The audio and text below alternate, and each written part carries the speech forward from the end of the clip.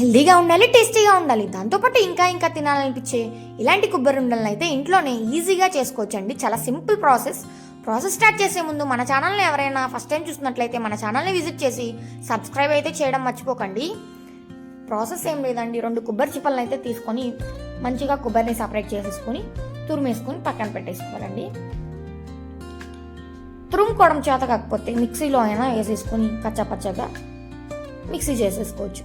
తర్వాత ఒక ప్యాన్ తీసుకొని ప్యాన్లోకి కొంచెం వాటర్ వేసుకొని ఒక కప్పు బెల్లం అయితే వేసేసుకొని పాకం వచ్చే వరకు ఉంచుకోవాలి. పాకం వచ్చిన తర్వాత దాన్ని సపరేట్గా వేరే గిన్నెలోకి షిఫ్ట్ చేసుకొని అదే ప్యాన్లో కొంచెం నెయ్యి అయితే వేసేసుకొని కొబ్బరి వేసేసిన తర్వాత మంచిగా రోస్ట్ చేసుకొని తర్వాత మన పాకాన్ని అయితే అందులో వేసేసుకొని 2 మినిట్స్ కుక్ చేసుకొని ఇలాచి జీడిపప్పు కిస్మిస్ వేసేసుకొని మంచిగా కలిపేసుకొని చల్లారిపోయిన తర్వాత ఉండలను అయితే చేసేసుకొని రోజుకొకటి తినడం వల్ల మన హెల్త్కి అయితే చాలా మంచిదండి. మీరు కూడా ఒకసారి ట్రై చేసి ఎలా వచ్చినాయో కామెంట్ అయితే చేయడం మర్చిపోకండి.